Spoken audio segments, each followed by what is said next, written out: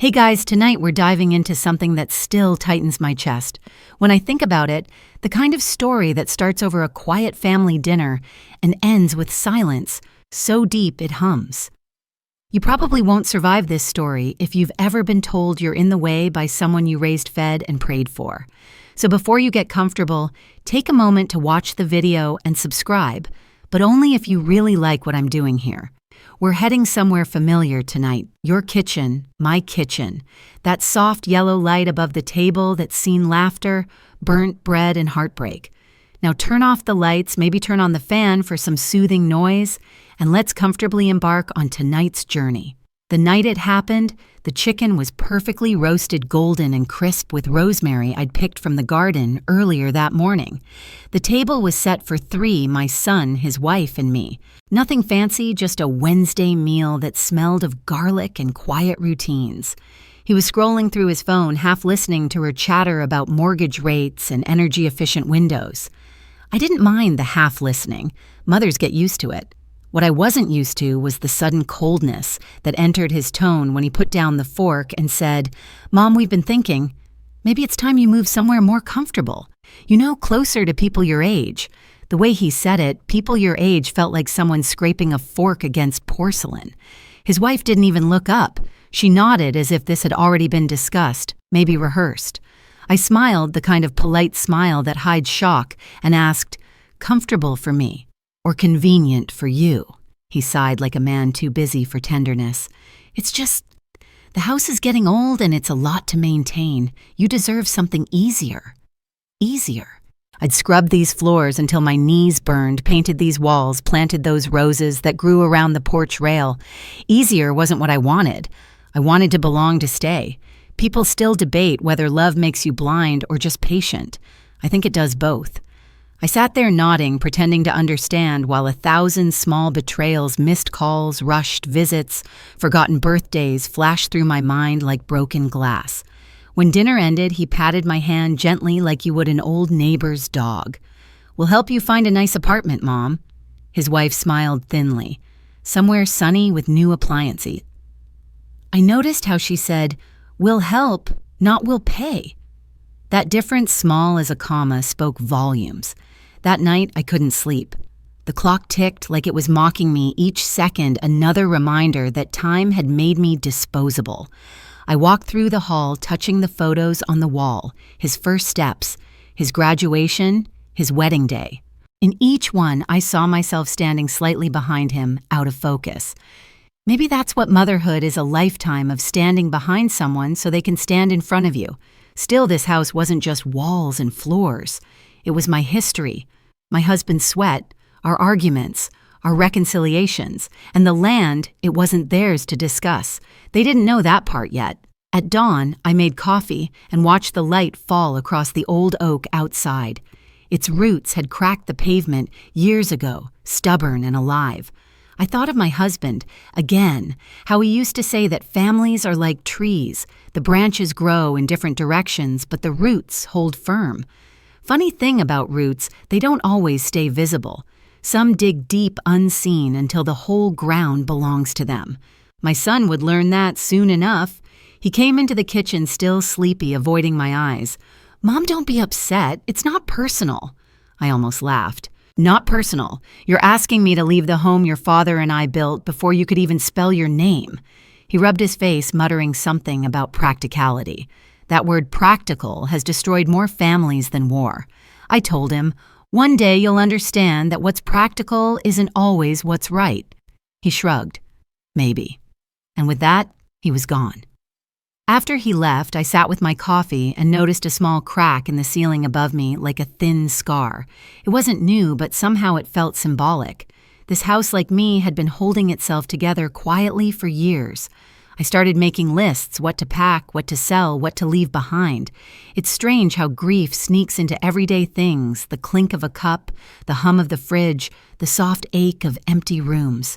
I tried to remind myself that change is part of life, but this felt like eviction from my own story. Later that afternoon, my son's wife came by with paint samples. "We're thinking soft beige for the living room once we do the remodel," she said casually. I asked remodel, She smiled like a realtor. Oh, just future plans. After you settle into your new place. I nodded, biting back the words that wanted to spill. She didn't know whose name sat on that deed. She didn't know that when my husband died, his last act of love was ensuring I'd never lose the ground beneath my feet. People assume older women forget things, but I remember everything, especially betrayal, disguised as kindness. As she left, her perfume lingered like arrogance. I whispered to the empty room, let them paint whatever color they want in their heads. The land won't change hands that easily. That evening, I found the old deed tucked in my husband's desk drawer, next to a faded photograph of us holding shovels smiling on the day we broke ground for this house. His handwriting in the margins read, "Under her name only." I traced the letters with my finger, my throat tight. Maybe he knew this moment would come, the day when the child we raised would forget who built his foundation. Outside, the oak swayed gently, the wind whispering through its leaves like a secret passed between generations. I closed my eyes and let it speak. The next morning, I woke up early before the sun could burn away the fog that hung low over the fields. The house was quiet except for the steady hum of the refrigerator and the creak of the old pipes sighing under the floorboards. I made myself a cup of tea, no sugar, just the bitterness I'd grown accustomed to, and stared at the stack of empty boxes I'd dragged from the attic the night before. Each one seemed to look back at me like an accusation, as if asking, "What will you leave behind this time?" It's strange how objects remember what people forget. The photo albums, the old curtains, even the chipped vase on the mantel, all of them were silent witnesses to years of laughter, tears, and compromises that had once made this house a home. I began packing slowly, starting with the easy things, winter coats I hadn't worn in years, books I'd already memorized. But then I reached the drawers filled with letters, my husband's handwriting looping across pages, grocery lists, from when money was tight, the report cards my son once brought home with pride. Each paper was a fossil proof that once upon a time we all belonged here without question. People still debate whether memories are meant to comfort or haunt us. I think they do both. They cling like ghosts, polite enough to whisper but too stubborn to leave. By noon, my son stopped by. He looked surprised to see me actually packing. "Wow, you're really doing it," he said, as if I were staging a protest instead of obeying his wishes. I smiled faintly and said, "You asked me to." He hesitated, then started helping me lift a few boxes into the hallway. "We found a nice senior apartment complex near downtown," he said, casually scrolling through photos on his phone. "They've got a pool, a gym, even karaoke nights." I almost laughed. The idea of me doing karaoke was absurd, but I didn't say that. I just asked, "Does it have soil?" He frowned. "Soil?" "Yes, a garden," I said, "a place where things still grow." He shrugged. "I'm sure there's a community garden or something." When he left, I sat on the floor surrounded by half-packed boxes and thought about how easily children forget the soil their lives were built on. They move on to shinier, newer ground, never realizing the old dirt still feeds them in ways they can't see. My mother used to say a woman's roots are deeper than any man's ambition. I never understood what she meant until I watched my own son measure my worth in square footage. That afternoon, his wife came home early wearing a bright floral dress and that smile that always felt like a thinly veiled performance. "You're making great progress," she said cheerfully, glancing at the boxes. "We were thinking of knocking down that wall between the kitchen and living room. Make it open concept." I stared at her for a moment, trying to decide if she realized how cruel she sounded. "This wall," I said softly, "is where my husband marked our son's height every year." Her smile faltered just slightly. "Oh," she said, glancing away. "Well, maybe we can take a picture before we remodel." I wanted to tell her that memories don't live in pictures. They live in the places you can't rebuild. But I didn't. Some lessons are meant to be learned in silence. Later that evening, I went up to the attic. The air was thick with dust and nostalgia. I opened a trunk I hadn't touched in decades and found a stack of yellow documents wrapped in twine land papers, receipts, my husband's notes. Beneath them was a faded photograph of him standing in the field before we built the house, sunlight spilling over his shoulders.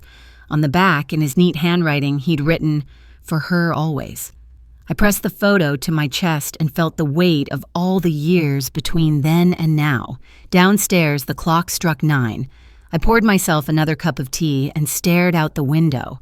The moonlight made the grass shimmer like silver threads. My son's car wasn't in the driveway, probably out with his wife talking about paint colors and floor plans, unaware that every square inch of this property still belonged to the woman sitting quietly in the dark. People talk about letting go like it's a peaceful thing, but it's not. It's violent in its own quiet way. It's pulling roots out of the earth, hearing them snap under your skin, pretending it doesn't hurt. I started to wonder if maybe I should tell him the truth now about the land, the deed, the will. But something in me resisted. Let him learn it the way life teaches all lessons, slowly, painfully, and too late. The next day, I visited the small cemetery at the edge of town where my husband was buried. I brought him a single rose, the same color as the ones he planted by the porch. "You'd laugh if you saw what they're planning," I whispered, tearing down walls, repainting history. The wind rustled the leaves as if he were answering. I smiled. "Don't worry," I said softly. "You wrote my name where it mattered."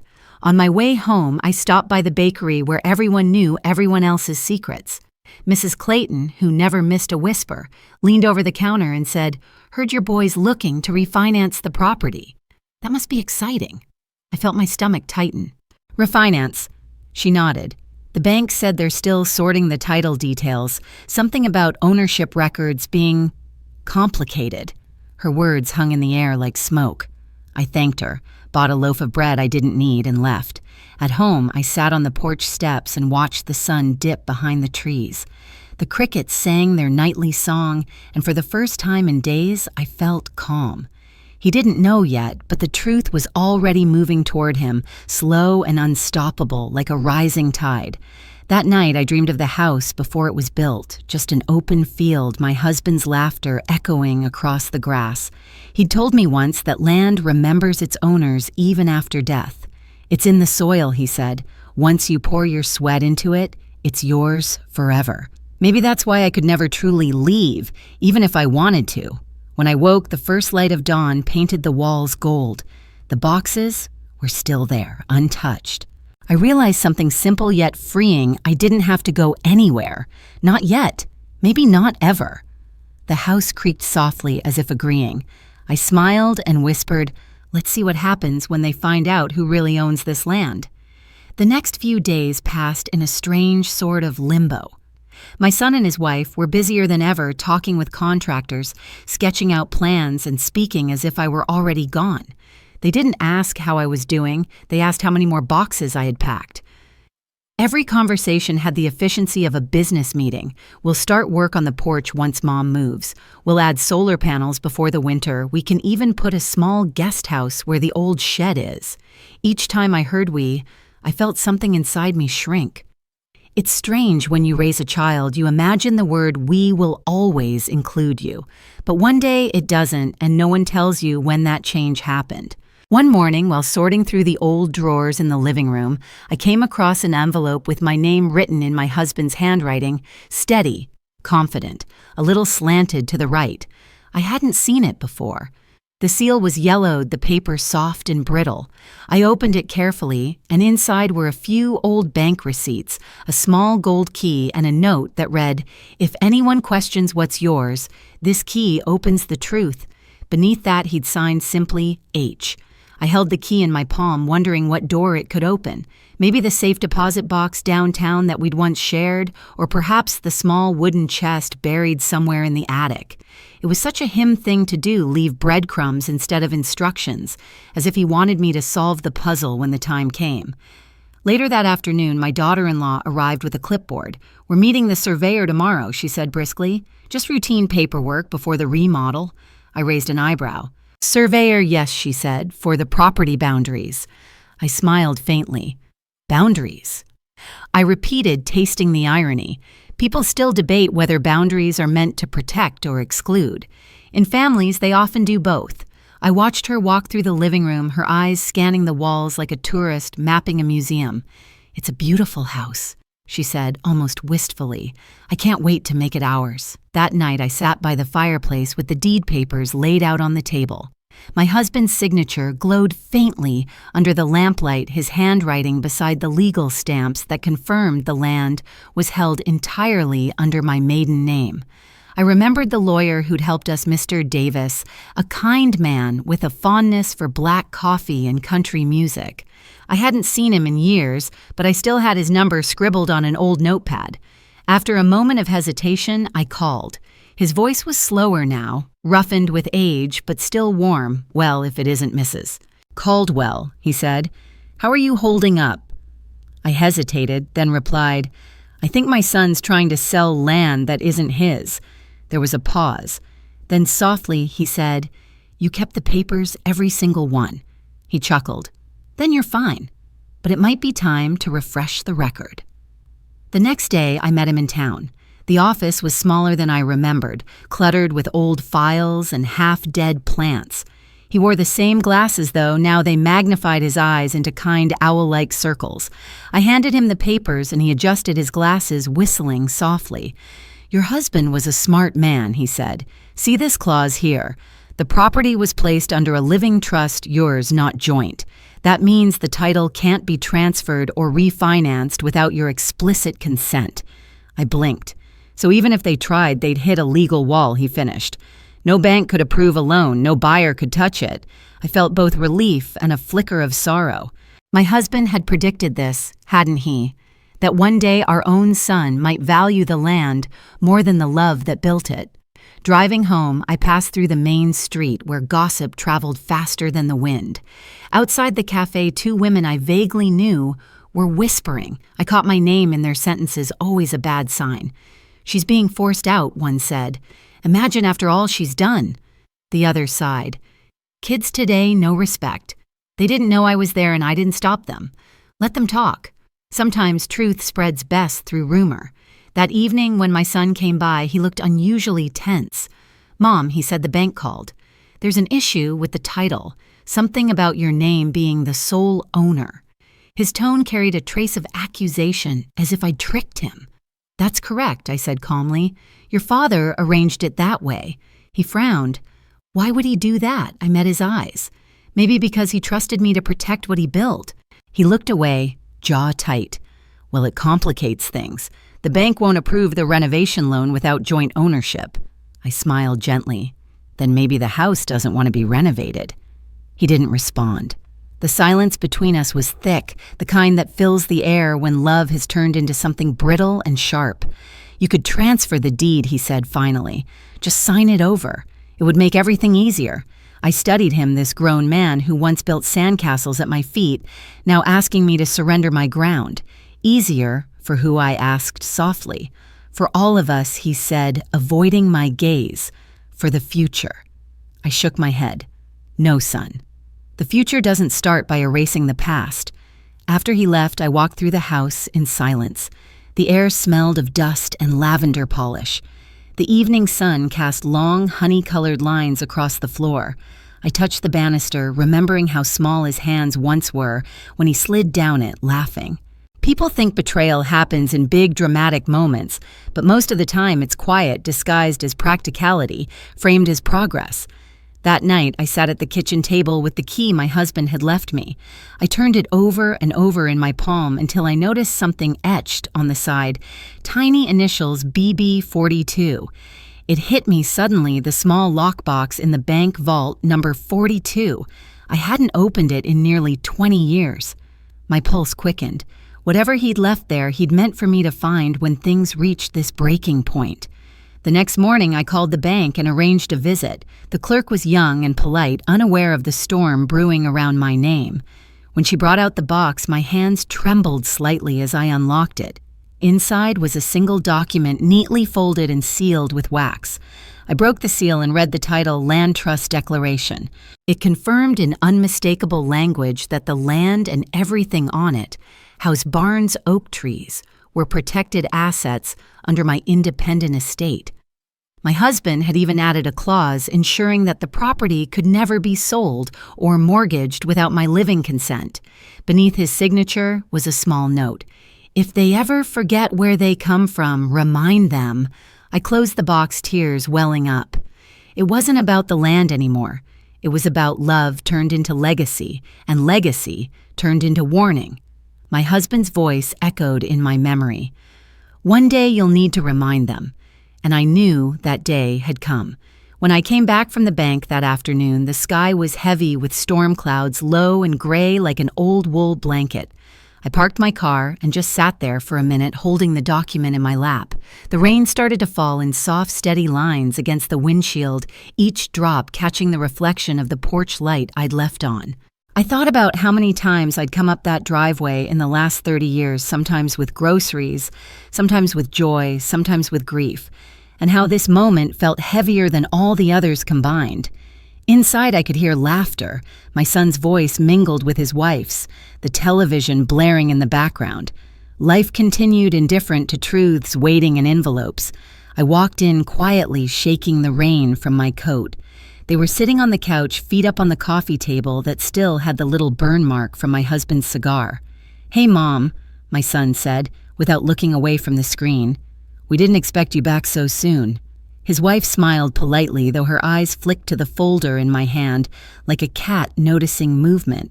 "I just had some errands to run," I said. My voice was calm, but underneath it was a tension that could have cracked glass.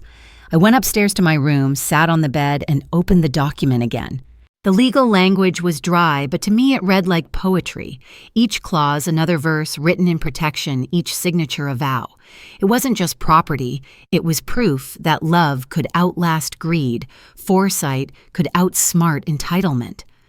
My husband's handwriting near the bottom made my chest ache.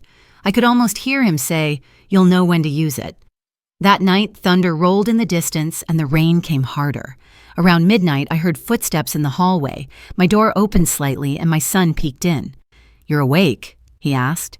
I nodded. He came in barefoot, holding a beer bottle. "Mom, we need to talk." I gestured for him to sit and he dropped onto the edge of the bed like a teenager about to confess something stupid. "The bank called again," he began. "They said there's no record of me on the property title." I met his eyes. "That's because there isn't." He frowned. "But Dad bought this place." I corrected him softly. "We built it." And he made sure it would stay with me.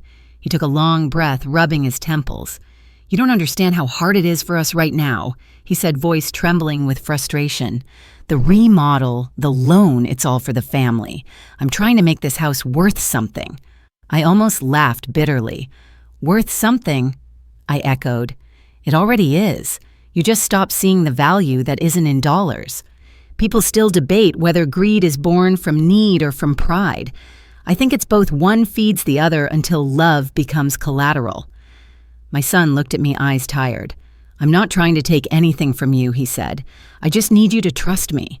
"Trust," I whispered. Funny word coming from someone who decided my life without asking. He stood up suddenly, pacing the room. "I'm doing my best, Mom. You think I want this tension?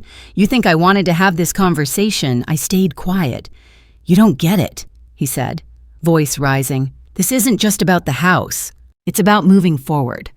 I finally looked up at him. "Moving forward doesn't mean stepping over the person who raised you." He froze. For a moment, I saw the boy he used to be, the one who used to cry when he scraped his knees, the one who brought me dandelions from the yard.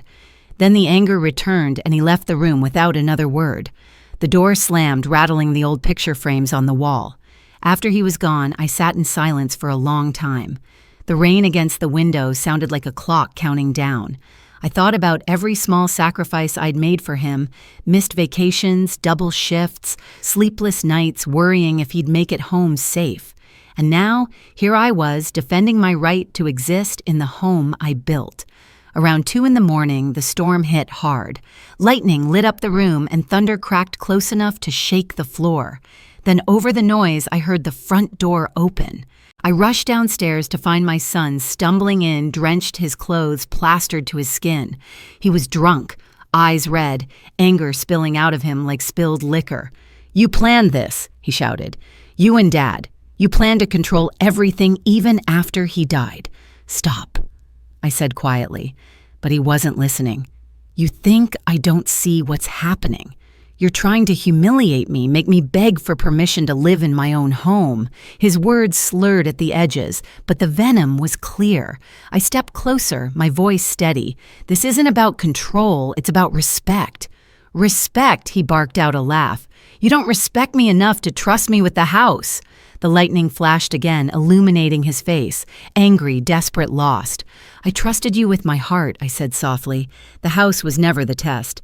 He stood there, shaking the rain still dripping from his hair. Then, without another word, he turned and stormed out again, slamming the door so hard the glass rattled. I watched him disappear into the night, swallowed by darkness and thunder. People say storms cleanse the air, but sometimes they just rearrange the damage. I sat in the living room, the document still on the table beside me, and whispered a small prayer to God, to my husband, maybe just to the walls. Help him see before it's too late. The next morning the sun returned as if nothing had happened. The air smelled like wet earth and second chances. My son didn't come home until noon. He looked exhausted, his face pale, his voice low. "I'm sorry," he said, not quite meeting my eyes. "I had too much to drink." I nodded. "We all do foolish things when we're lost," I said. He sat down across from me, staring at the table. "Mom," he said quietly, "what happens now?" I slid the document across the table toward him. "What happens," I said, "is that you read this and you understand why your father made this choice." He unfolded the paper, his eyes scanning the lines. I could see the confusion on his face slowly turn into something like shame. "He did this. For you," he asked. "For us," I corrected. "But mostly to remind you where you come from." He was quiet for a long time. Then he said, "So the land is really yours?" "Yes," I said, "and one day it will be yours too if you learn to protect it, not exploit it." He nodded, his jaw trembling slightly. "I didn't mean to hurt you," he whispered. I reached across the table, placing my hand over his. "I know," I said, "but sometimes love hurts when it's teaching us something we refuse to learn." The wind rustled outside, carrying the scent of rain and forgiveness. I didn't know if things would ever go back to how they were, but for the first time in weeks, the house felt still again. It was as if the walls had exhaled. For a few days, everything seemed to quiet down. My son avoided the topic of the house, speaking instead about small things. The weather, his work, a new recipe. His wife wanted to try. It was his way of patching over the cracks, pretending the foundation hadn't shaken. I didn't mind the silence. Sometimes peace is just the absence of new wounds. But beneath the calm, I could feel the tension pulsing like an undercurrent. His wife had grown distant, polite in the way people are when they're angry, but too well-mannered to show it. Every good morning from her sounded rehearsed, every smile brittle. She didn't like that I was still there, and she liked even less that I wasn't leaving. One afternoon, I found her in the kitchen scrolling through her phone while stirring a pot of soup. The air smelled of onions and resentment. "You know," she said without looking up, "we were really hoping to start construction before the holidays." I kept folding laundry at the table, pretending not to notice the edge in her tone.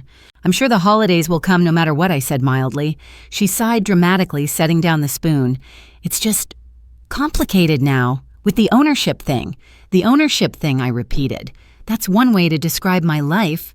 She finally looked at me, her eyes sharp. "I don't mean any disrespect," she began, which of course meant she was about to. "But don't you think it's time to downsize? A big house like this alone, it's just too much." I smiled thinly. "It's funny," I said. "The house never feels too big when you're surrounded by memories." She opened her mouth, then closed it, realizing I wasn't going to budge. When my son came home later, she pulled him aside on the porch. Their voices were low, but the walls of an old house have ears. I heard snippets, "stubborn, impossible, we can't wait forever." The words cut like small, invisible knives. That night, as I sat by the fireplace, I wondered when exactly love turns into negotiation. Maybe when a house stops being a home and becomes an asset. People still debate whether money changes people or just reveals them. I was starting to think it does both. The next morning, I got a call from Mr. Davis, the lawyer. I updated the trust record, he said. "It's now officially registered in your name again. No more confusion at the bank." I thanked him, feeling a strange mix of relief and guilt. He hesitated before hanging up. You know, he said gently, protecting what's yours doesn't make you selfish. Sometimes it's the only way to protect what's right.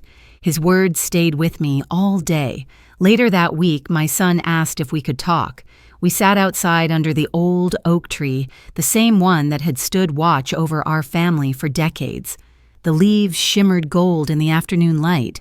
"Mom," he began carefully, "I know things got heated. I just want us to move past it." I nodded. "I'd like that." He hesitated. "But maybe we can find a middle ground. What if we co-own the property? That way you still have security and we can manage things together." I studied his face, the furrow in his brow, the hint of desperation behind the practiced calm. "You mean," I said slowly, "you want me to give up half of what your father left me?" He shifted uncomfortably. "It's not about taking anything. It's about family unity." I couldn't help but laugh softly. Unity built on signatures tends to collapse fast. He frowned. "Mom, you're being unreasonable." I stood up, brushing dirt from my hands. "And you're being impatient." I looked up at the branches above us, swaying gently. "You think this tree grew overnight? Its roots went deep before it ever reached for the sky. Maybe you should do the same." He looked down, embarrassed. "You always talk in riddles," he muttered. I smiled sadly. "That's because you stopped listening to plain truth." That evening, I found an envelope slipped under my door. Inside was a letter from my daughter-in-law. The handwriting was elegant, the tone formal. "We appreciate everything you've done, but this living arrangement is no longer sustainable. We hope you'll understand that we need to make space for our own life." It was signed only with her initials, as if to make the message more businesslike. I stared at the paper for a long time, then folded it neatly and placed it in the drawer with my husband's note. "Some people talk about family like it's sacred, but treat it like property." I didn't confront her. There was no point. Instead, I spent the next morning in the garden trimming the roses. My husband used to say that roses are like families, they bloom beautifully, but only if you're willing to get pricked. The thorns caught my gloves as I worked, and I thought about how pain and beauty always grow together. Across the yard, my son stood watching me from the porch, hands in his pockets. He didn't come closer, but for the first time, I saw uncertainty in his eyes. Not defiance, just confusion. That night, I couldn't sleep. The air was thick with that strange quiet that always comes before a storm, not of weather, but of reckoning. I sat at my desk, wrote a few lines in my journal. When you give someone everything, they sometimes forget it was a gift. But time has its own way of reminding people what can't be bought or sold. The next morning, a knock came at the door. A man in a suit stood there holding a clipboard the surveyor my daughter-in-law had mentioned weeks ago. "I'm here to take property measurements," he said politely. I smiled. "You might want to check your paperwork," I replied. "You'll find the client doesn't own what you think he does." He blinked, confused. "Ma'am," I pointed toward the driveway, "I'd suggest you call the bank before stepping onto private property." He hesitated, then nodded awkwardly and left.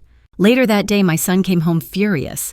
"Why would you embarrass me like that?" he shouted. "You could have just let him do his job." I set down my teacup.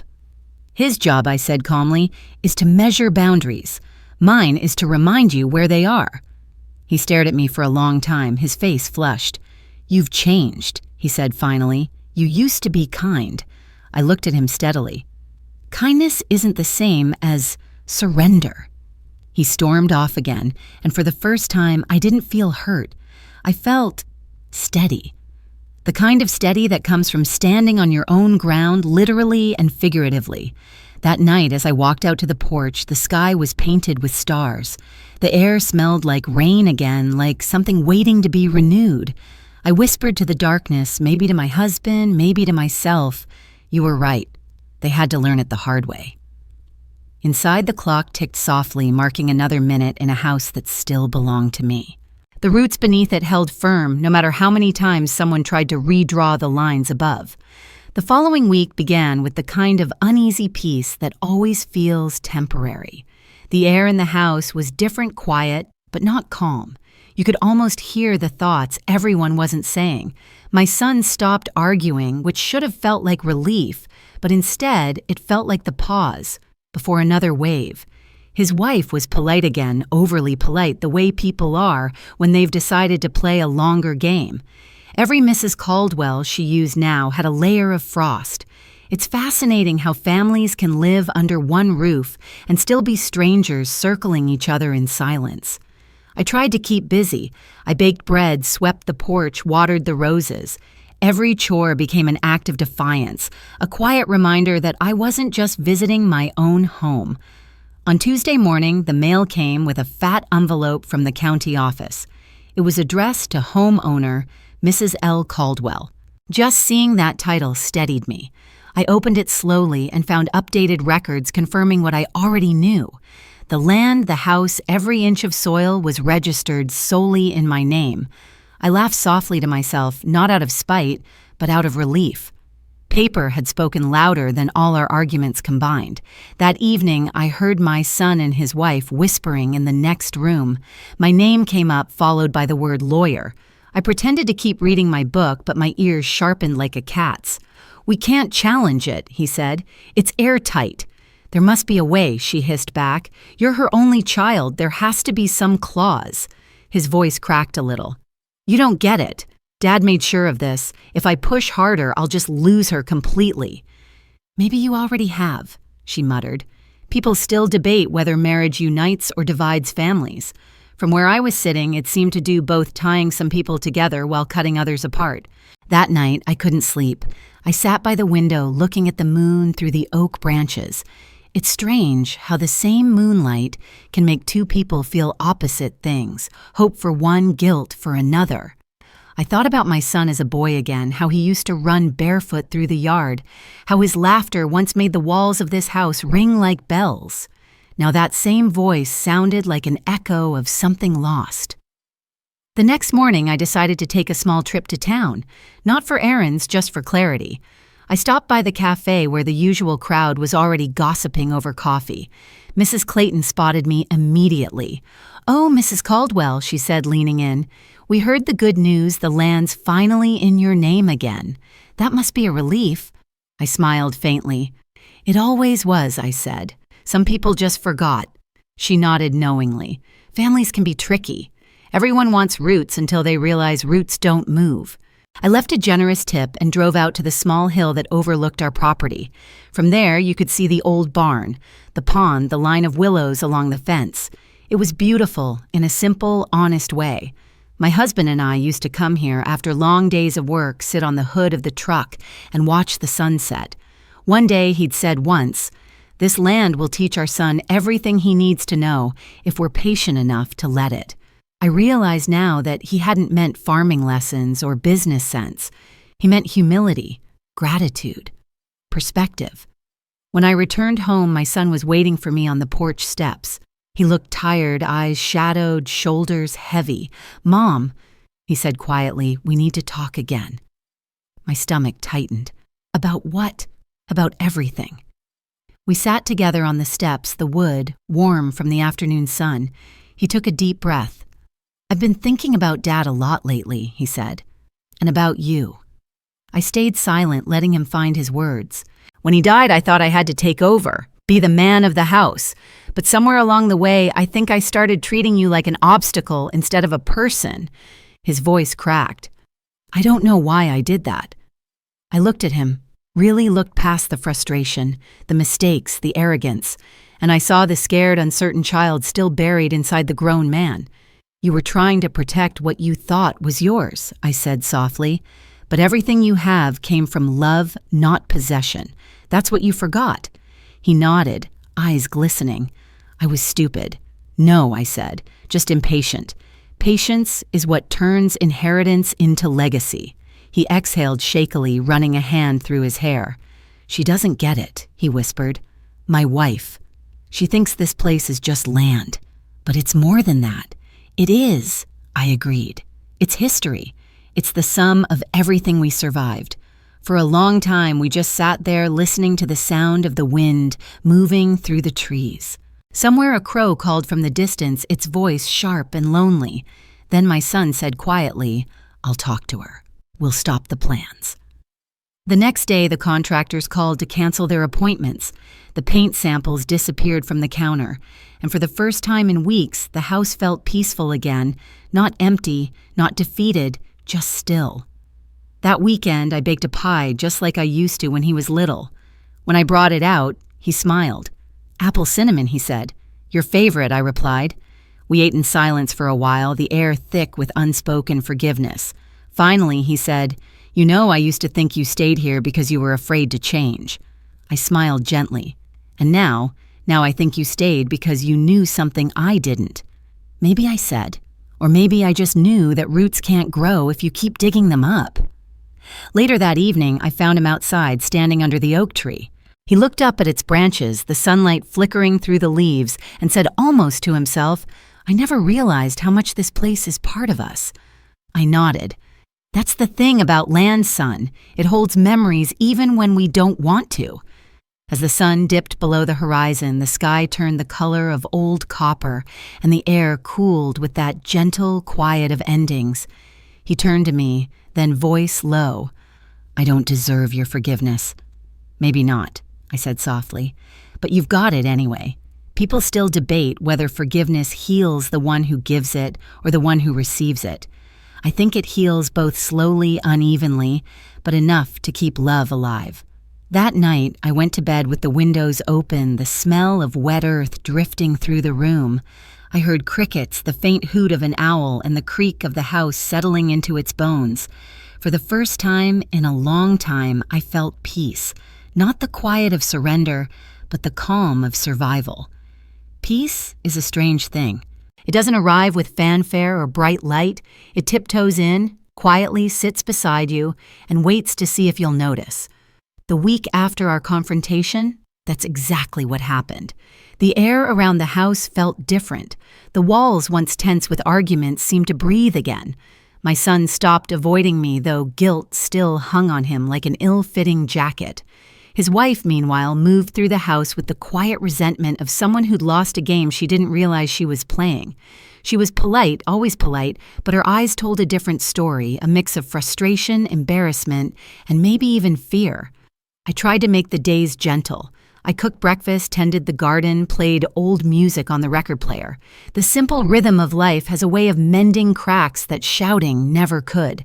But even in the stillness, I knew this peace was fragile. My son was beginning to understand the truth, but his wife hadn't accepted it. People still debate whether pride or love breaks a family faster. I've learned they often take turns. One afternoon, I was in the garden trimming dead branches when my son came out holding a cup of coffee. "You're always out here," he said softly. I smiled. "Plants don't grow without care. Neither do people," he murmured almost to himself. We stood in silence for a moment, watching the sunlight filter through the leaves. "I talked to her," he said finally, "about everything, and she's angry. Says I've changed, that I let you manipulate me." He rubbed the back of his neck, sighing. "Maybe she's right. Maybe I have changed. Change isn't manipulation," I said. "It's growth. And growth hurts most when it's honest." He looked at me, searching for something approval. Forgiveness, maybe both. "She doesn't understand what this land means," he said. "She didn't grow up here. To her, it's just a property, a project." I nodded. "Then let her learn through you. The land teaches patience if you let it." That evening, a storm rolled in from the west. The wind howled through the trees and rain lashed against the windows. It felt like nature itself was testing the strength of our fragile truce. Around midnight, I heard shouting downstairs. My heart dropped. I hurried down to find my son and his wife in the living room arguing fiercely. Her voice was sharp and trembling. "So that's it. She wins? You're giving up everything because your mother guilt-tripped you with a piece of paper." He stood rigid, his jaw tight. "It's not about guilt. It's about truth. You're the one who doesn't get it." When she noticed me standing in the doorway, her face hardened. "Perfect," she snapped. "Maybe you can explain it to me then. Why an old document suddenly matters more than our future." I took a deep breath. "Because that old document is a promise your husband's father made to protect this family, not divide it.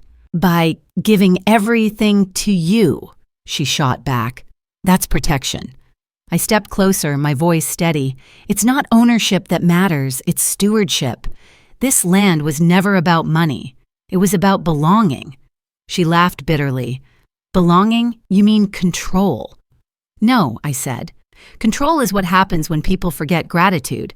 My son tried to intervene. Enough, he said softly, but she was already gathering her purse and jacket. I can't do this, she said. I won't live in a house where I'm treated like a guest. Then she turned to him, eyes wet but fierce. If you choose to stay here, you're choosing her. The door slammed, the sound echoing through the house like thunder. My son stood frozen, staring at the door long after she'd gone. The storm outside seemed to answer the storm inside. I placed a hand on his arm.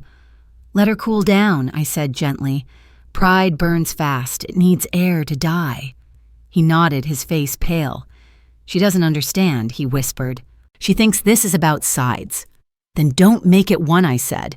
Sometimes the hardest thing is letting people walk away without chasing them.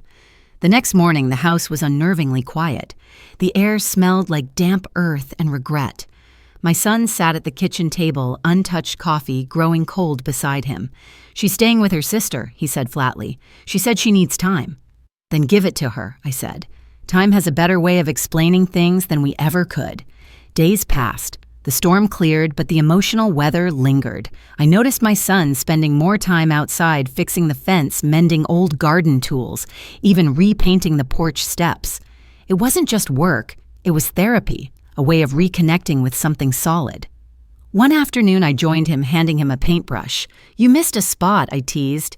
He laughed a small, real laugh I hadn't heard in months. I think Dad would be proud, he said. Not of the house, I replied. Of you. That night, as we sat on the porch watching the fireflies flicker, he asked, Do you ever regret staying here all these years? I thought for a moment. Sometimes, I said honestly, but not because of the house, because of what it showed me about people. What do you mean that love isn't measured by how much you give, but by how much you refuse to let go of what's right? He nodded slowly, letting the words settle. Then he said something I'll never forget. I used to think this house was holding me back. Now I see it's been holding me up. I reached over and took his hand. The porch light buzzed softly above us, and for the first time in a long while, the silence between us wasn't heavy. It was healing.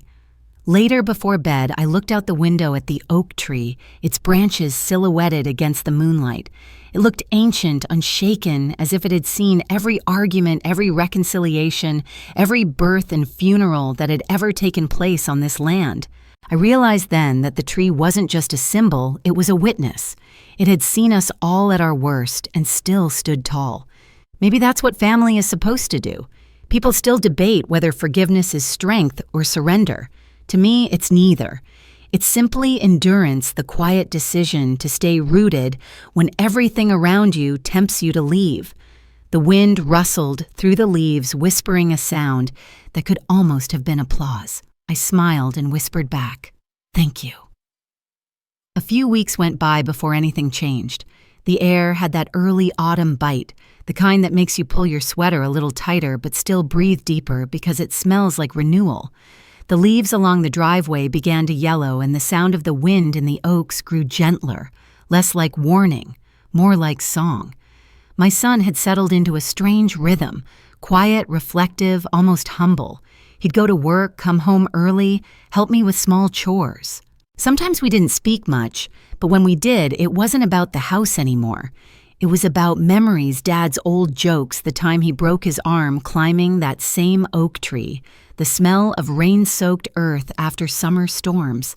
It felt like we were remembering not just the past, but who we were before ambition replaced gratitude.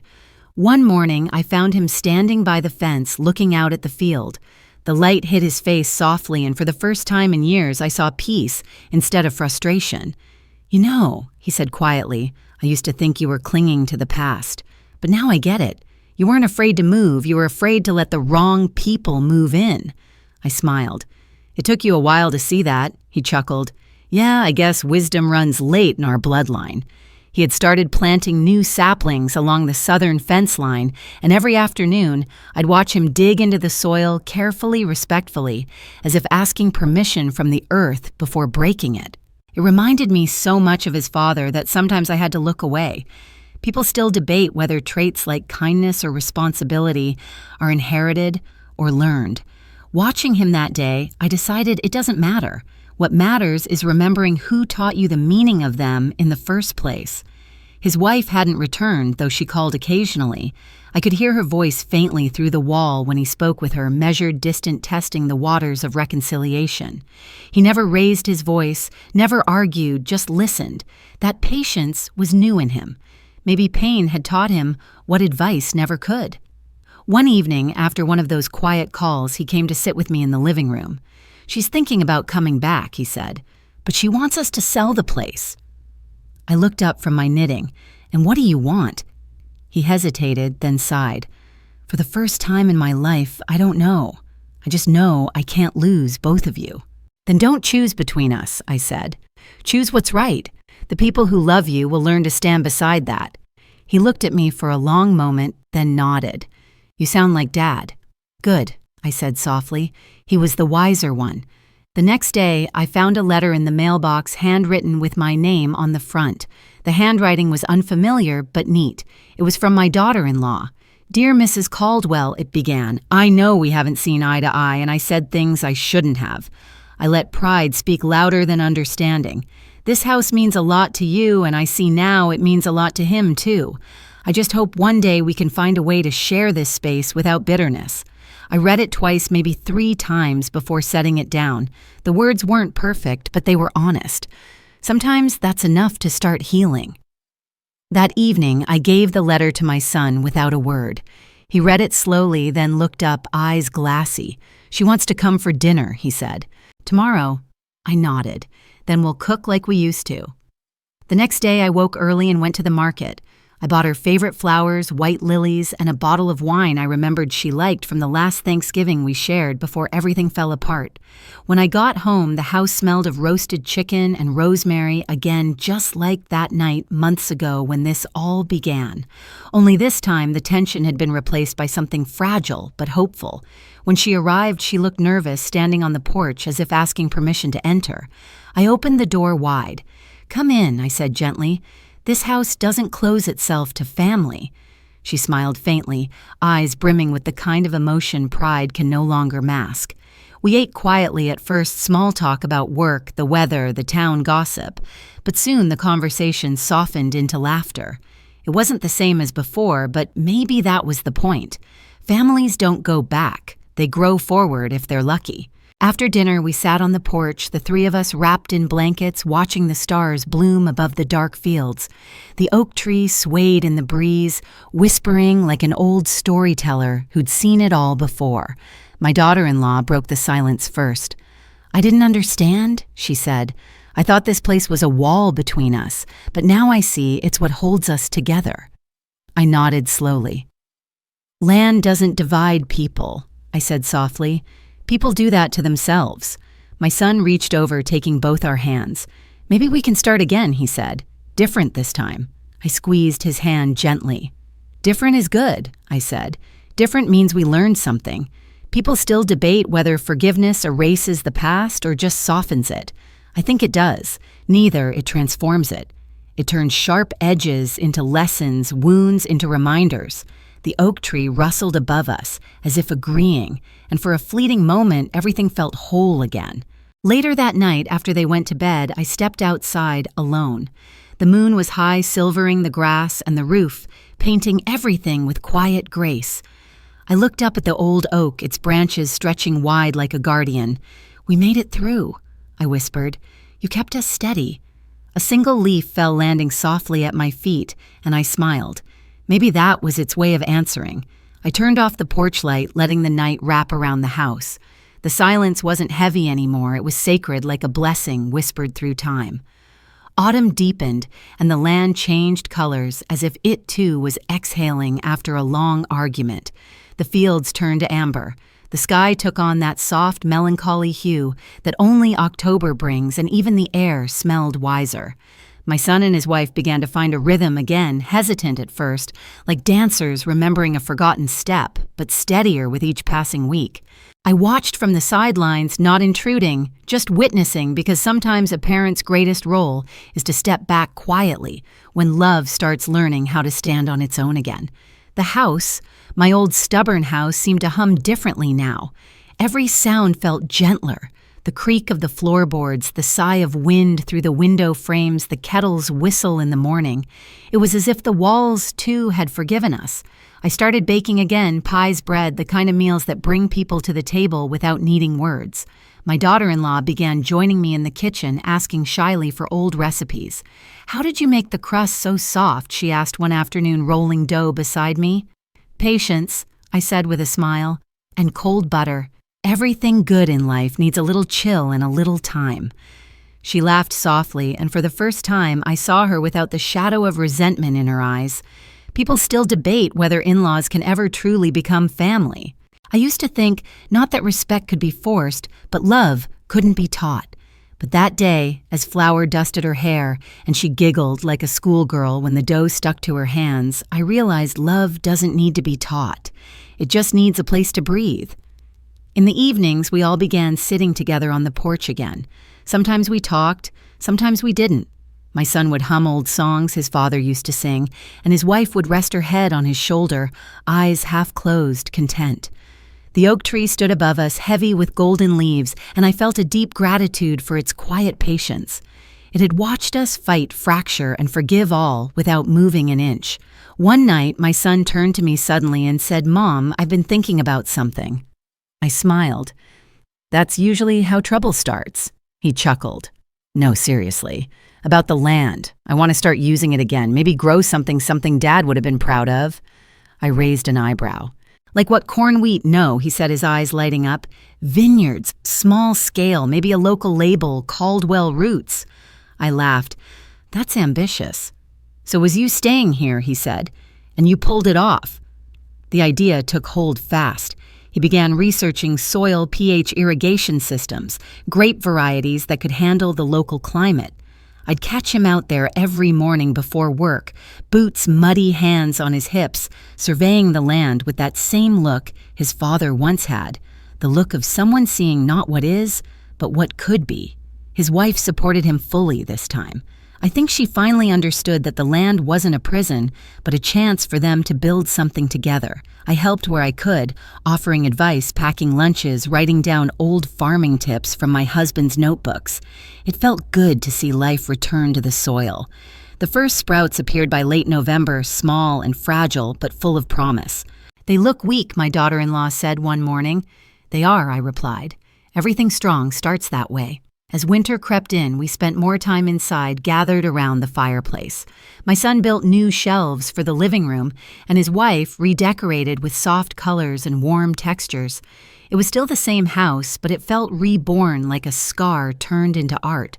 Sometimes, as I sat knitting in the corner, I'd catch them whispering to each other, laughing softly, and I'd feel that quiet satisfaction that only comes when pain finally transforms into wisdom. One night, while the fire crackled low, my son looked up from his book and said, "Mom, can I ask you something?" "You just did," I teased. He smiled faintly. "No, really, if Dad were here, do you think he'd forgive how I acted?" I didn't answer immediately. I stared into the flames, watching them twist and bow. "Your father," I said slowly, "believed in two things, hard work and grace. You've done enough of the first. Now you're learning the second." He nodded, eyes glistening. "Sometimes I think I hear him when I'm out there by the fence." I smiled. "Maybe you do. The land remembers the voices that love it." There was a long silence, then the kind that doesn't need filling. The wind brushed softly against the windows, carrying the faint scent of rain. I thought of how far we'd come from betrayal to understanding, from division to shared purpose. I realized that in trying to save the land, I hadn't just protected the past, I'd safeguarded the chance for our family to grow a new future. People always talk about inheritance like it's a list of possessions, a house, some money, a few sentimental things. But inheritance isn't about what you leave behind. It's about what you teach the next generation to hold sacred. My husband had understood that. He hadn't left the land to me because he didn't trust our son. He left it to me so I could teach him what trust actually looks like. Later that night, I walked outside wrapped in my shawl. The vineyard rows were barely visible under the moonlight, but I could already imagine them in spring, lush and green, full of life. My son had left his boots by the fence, still caked in soil. I smiled, picking one up and setting it neatly by the door. The ground under my feet felt solid and warm, like it was breathing with us. The stars shimmered faintly above the roofline, and I whispered into the cool night air, "We're doing okay, love." He's finally listening. A breeze passed through the trees, and I swear it sounded like a low, approving laugh, the same laugh my husband used to have when something finally went right after years of wrong. I went back inside, closing the door softly behind me. The lights in the living room glowed golden, the fire still burning low. My family was asleep upstairs, safe. The house, our house, had survived us all. Winter arrived with its quiet authority, covering the fields in frost and soft silver light. The vineyard rows stood bare and skeletal under the sky, but even in their stillness, I could feel something alive pulsing beneath the soil. That's how life works, I suppose. What looks dormant is only gathering strength for what comes next. The same was true for us. The house no longer echoed with anger or fear. It had settled into a calm rhythm, the kind that only returns after storms have wrung out every secret and left truth to dry in the open air. Mornings became my favorite part of the day. I'd wake to the smell of coffee drifting through the hallway. My son had taken over that duty, claiming it was his turn now. Sometimes his wife would join me at the table, hair still tousled, and we'd talk softly about the vines, the recipes, the weather. She'd ask questions about my past, and for the first time, I told her stories. Not lectures, not lessons, just memories. He was a stubborn man, your father-in-law, I'd say, smiling. But he believed that love without boundaries isn't love, it's chaos. She'd nod, listening carefully, and I could see she understood more now than she ever did before. One afternoon, my son came in with dirt on his boots and a notebook full of plans. "We're expanding," he said proudly. 2 more acres in the back field." I laughed, shaking my head. "You're becoming your father faster than I expected." "That's the goal," he said, grinning. There was no tension in his voice anymore, no hidden resentment, just quiet pride. It was strange and beautiful to watch him finally walk the same ground he once tried to claim, but now with gratitude instead of entitlement. People still debate whether pain strengthens or weakens a family. I think it does both. It breaks what's fragile and strengthens what's real. We'd all been broken in our own ways, but somehow the cracks had let in light. By February, the vines began showing tiny buds, the first promise of spring. My son called it a miracle. I called it proof that what is nurtured, not seized, survives. We held a small gathering to celebrate the first growth. Neighbors came, laughter filled the porch, and the smell of food lingered like a hymn. For the first time in years, I didn't feel like a guest in my own home. I felt like the roots, the quiet invisible force holding everything upright. Later that night, after everyone left, I sat alone in the living room. The fireplace crackled softly, and I could hear faint voices upstairs. My son teasing his wife, her laughter spilling down the stairs like music. I closed my eyes, and for a moment, I could almost hear my husband's voice blending in low and steady. "You see, it worked out, didn't it?" I smiled, whispering back, "It did. You were right all along." I thought about that night so many months ago when my son told me to move out, how small I'd felt, how discarded. But now I saw the beauty of that moment. It had been the storm that cleared the air, the harsh truth that forced us all to grow up. Sometimes love needs confrontation to stay honest. It's not cruelty, it's pruning. You cut away what's overgrown so the rest can flourish. That's what families are gardens we tend even when the soil feels unforgiving. You plant forgiveness, you water it with patience, and one day it blooms in ways you never expected. As the clock ticked past midnight, I went to the window and looked out at the moonlit fields. The vines shimmered faintly under the frost rose of sleeping promise. I thought of all the stories this land had witnessed, birth's laughter, heartbreak, stubborn pride, and finally peace. My husband's words echoed softly in my mind. If they ever forget where they come from, remind them. I had done that not through anger, not through punishment, but by staying rooted long enough for love to find its way back. I turned off the lamp, letting the darkness settle gently over the room. Tomorrow would bring another sunrise, another round of chores, another quiet breakfast shared without resentment. But tonight I allowed myself the luxury of stillness. If anyone were listening right now, maybe someone sitting in their own quiet house feeling unseen, unappreciated, or forgotten, I'd tell them this patience isn't weakness. Silence isn't surrender. And standing your ground when it's done with love is the greatest act of faith there is. People will try to move you, challenge you, guilt you, but if your roots are deep enough, the storm will pass and you'll still be there. There when the sun returns. So before you go, take a breath. Feel your own ground beneath you. Maybe it's not land. Maybe it's just your dignity, your memories, your truth. Whatever it is, hold it. Protect it. Because someday someone will thank you for not letting go. Now turn off the lights, maybe leave the fan on for that soft hum of comfort, and let the night cradle you. Thank you for listening, for feeling, for staying with me through this journey. To all my subscribers, my listeners, my quiet companions out there in the dark, your support keeps stories like mine alive. This is the part where I whisper, good night. Good night, my friends. May your homes be warm, your roots steady, and your hearts kind.